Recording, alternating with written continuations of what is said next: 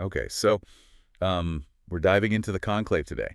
Looks like a thriller Yeah, set in the Vatican during a papal election. sounds pretty intense. Lot of material here. Lots Yeah, to unpack. yeah, definitely. I'm intrigued. Power dynamics, human nature, always a good combo. Ooh, yeah, definitely. Already sensing some drama here. Oh. And the cast, Mm. Ralph Fiennes, Stanley Tucci. Oh, wow. This is no small budget indie film. No kidding. Okay, but before we go too far, let's set the stage for our listeners. What's the basic premise? Well, it starts with the death of the Pope, Pope Gregory the 17th, Okay. and of course that triggers a conclave. Right, a conclave. That's that gathering of the cardinals to elect the next pope. Exactly. High stakes, lots of maneuvering. Right, because you've got all those contenders Yeah. for the papacy, each with their own. Oh, yeah. Job Ambitions. secrets. Yeah. Exactly. Your notes mention a pretty diverse group vying for that top spot. You've got Cardinal Bellini, the American. He's representing The liberal wing. kind of a progressive wing of the church. Then there's Adeyemi, the Nigerian cardinal, conservative. Brings a very different Perspective to the table. Yeah. A clash of ideologies already. We're just getting started. Who else is in the running? Let's see. You've got Tremblay, mainstream conservative Yeah. from Canada. And then there's Tedesco. He's a staunch traditionalist from Italy. Yeah. And, Just to spice things up. yeah. Cardinal Benitez, Mexican missionary. He's got a past, secret past. Could shake things up. Hold on. Mexican missionary with a secret. Okay, you buried the lead there. Yeah. What's the deal with this Benitez? Well, it's hinted that he has a hidden history. Something very personal that he's kept hidden. Yeah. Involves being intersex, a near-forced hysterectomy, Yeah. raises all sorts of questions. Definitely. Identity, Oh, acceptance, how someone with a past like that navigates navigates a position of power. Yeah, within a traditional institution like that. Yeah. Talk about fuel to the fire. Mm-hmm. Speaking of secrets. Oh, yeah, this film's got plenty. It seems like everyone's got something to hide. What about Cardinal Lawrence? He's overseeing the conclave, right? Right. Played by Ralph Fiennes, always intense. Oh, yeah? He's tasked with overseeing the conclave, but he quickly finds himself Investigate. becomes the investigator. It's like a Vatican-sized game of Clue, Oh, I like that. but with way higher stakes. Definitely higher stakes. Okay, so we've got this power vacuum, you've got these clashing ideologies, secrets galore, but I'm also seeing some modern elements woven into this very traditional setting. Yeah. How does that work? It's pretty striking. You've got cardinals Mm-hmm. using cell phones, Mm. even vaping. Makes you wonder if it's just a superficial detail, Or deeper. commentary on the church's relationship with the modern world. I'm leaning towards deeper meaning here. Imagine a cardinal Mhm. in full regalia, puffing on a vape pen. That's an image. Almost comical, but also thought-provoking. Definitely. They're trying to say Even these untouchable figures Mhm. grappling with the same temptations. Yeah.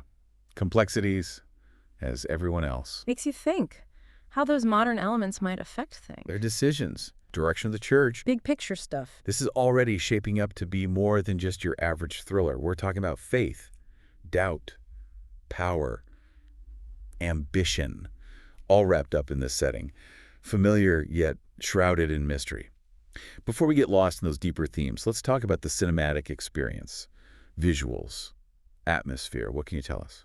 Well, the sources all point to the cinematography. The director seems to favor long, shadowy hallways, isolated characters, creates a sense of claustrophobia, secrecy, almost palpable. It's like the Vatican itself is a character. Oh, that's Place of grandeur, yeah. but also confinement. Mm-hmm. And Ralph Fiennes. How does he fit into all of this? The sources describe him as captivating, bringing that restrained tension to the role, the moral dilemmas, weight of responsibility, that internal struggle, a man of faith, forced to confront the darker side of the institution he serves. And it sounds like a lot of that struggle comes out through the dialogue. The film is very dialogue-driven, very intense interaction. Stakes. Yeah. So, we've got this powder keg of personalities, ideologies, Mm-hmm. confined within the walls of the Vatican. Yeah. Where do we go from here? Well, that's where things get interesting. Mm. Each of these cardinals undergoes a transformation as the conclave progresses. And the secrets they hold, they have a ripple effect. That extends far beyond the Vatican walls. But We'll save that. We'll save that part two. for part 2 of our deep dive. All right, listener, we're just getting started. Stay tuned for part 2. We'll unpack those character arcs, delve into the ending, explore the deeper themes that make the Conclave so thought-provoking. Welcome back. Let's jump right back in. We were talking about those character arcs, how each cardinal kind of transforms as the conclave goes on. Yeah. Take Cardinal Lawrence. He starts as this overseer, dutiful by the book, but he gets pulled in deeper and deeper. He's almost like a detective, a reluctant detective. Exactly. He didn't sign up for Vatican intrigue. But he's right there in the thick of it. He's got a front row seat to all the drama. Mm-hmm. And as he peels back those layers, he's got to confront his own doubts. Yeah, he starts to question everything. Everything he thought he knew about the church. It's a powerful arc. A man of faith, Yeah. grappling with those human feelings. It's not just Lawrence, though, right? Yeah. Other cardinals go through some changes, too. What about Bellini? Bellini, yeah, the American. The liberal one? Yeah. He plays a pretty important role. He does. His journey's really interesting. Starts off hesitant, almost reluctant to be considered for Pope. Didn't want the job.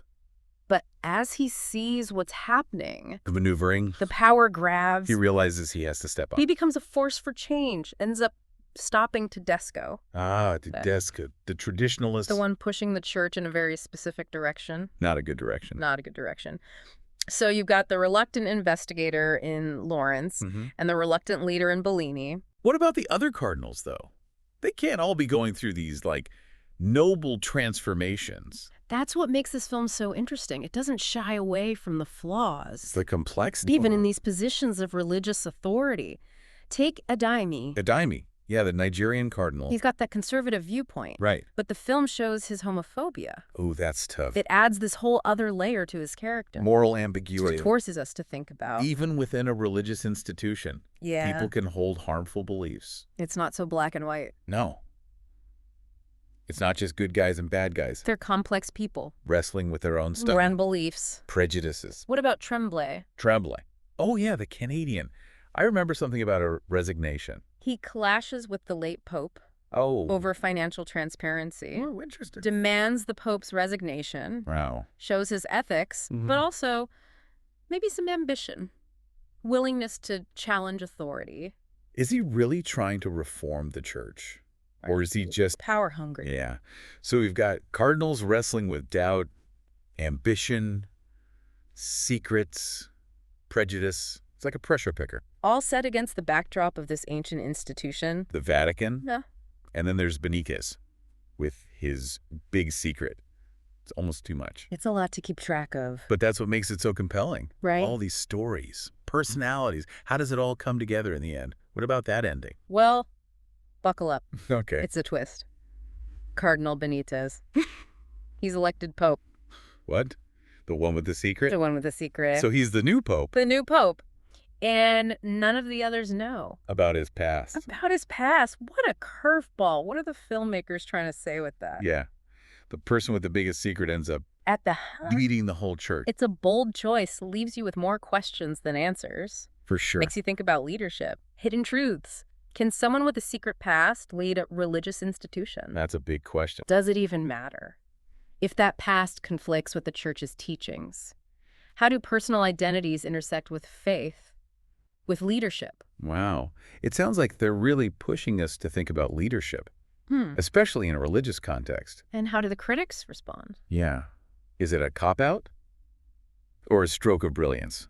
From what I'm seeing, the Conclave has been pretty well received. Okay. Critics are praising the story, the performances, especially Fiennes, of course. Of course. They're calling it thought-provoking. It definitely sounds like a film that's meant to make you think. More than just entertain. Yeah.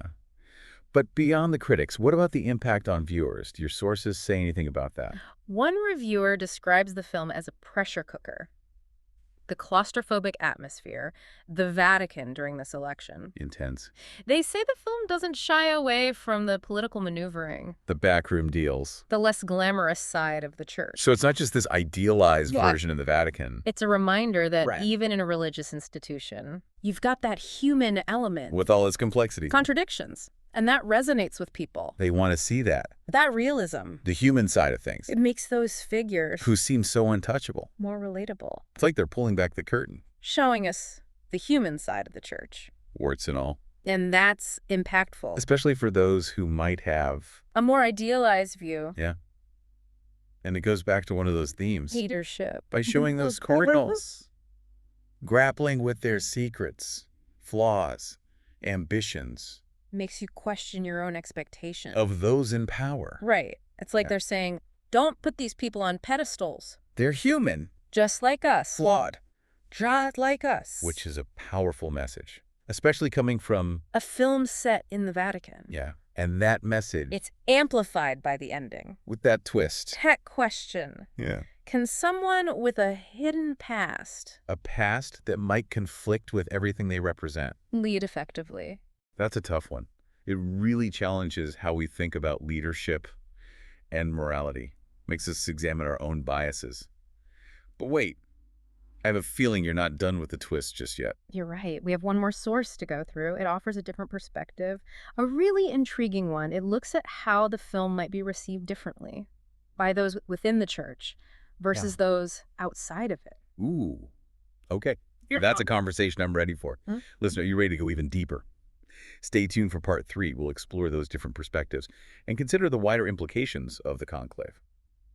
Okay, so we're back for the final part of our dive into the conclave, and you mentioned a source that explores how different audiences might react to this film. Yeah, it specifically highlights the potential for different reactions between those inside the church and those outside of it. Makes sense. You've got these different perspectives. Different experiences, different expectations. Yeah. For someone who's deeply involved in the church, who sees it as infallible, how would they process a film that Challenges that. challenges that? This source suggests it could be a source of discomfort for some to see those behind-the-scenes dealings, the ambition, the secrets.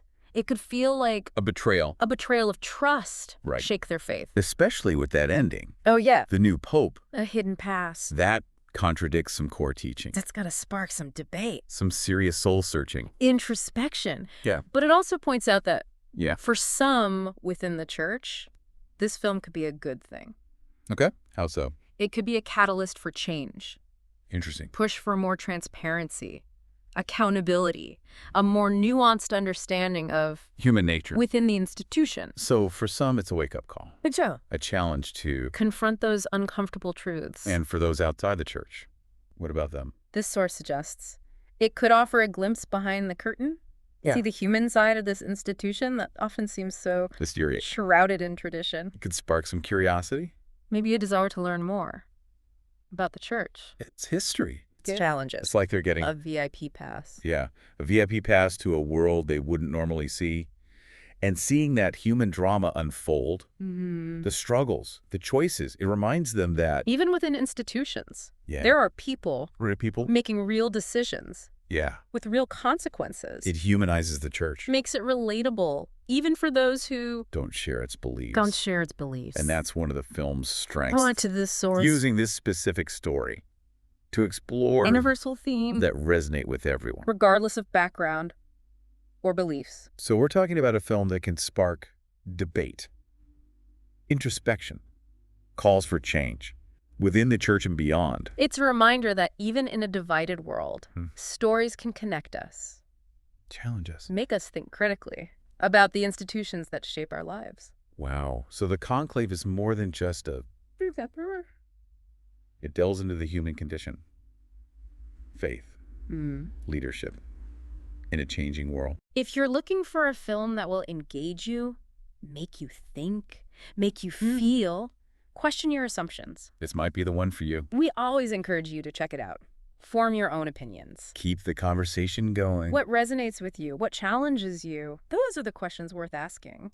And the Conclave provides a great framework for exploring those truths. And that's it for our deep dive into the conclave. We unpacked the plot, the characters, the potential impact. It's your turn now. What are your takeaways? What questions do you have? Let us know. And we'll see you next time for another deep dive into a topic that sparks your curiosity.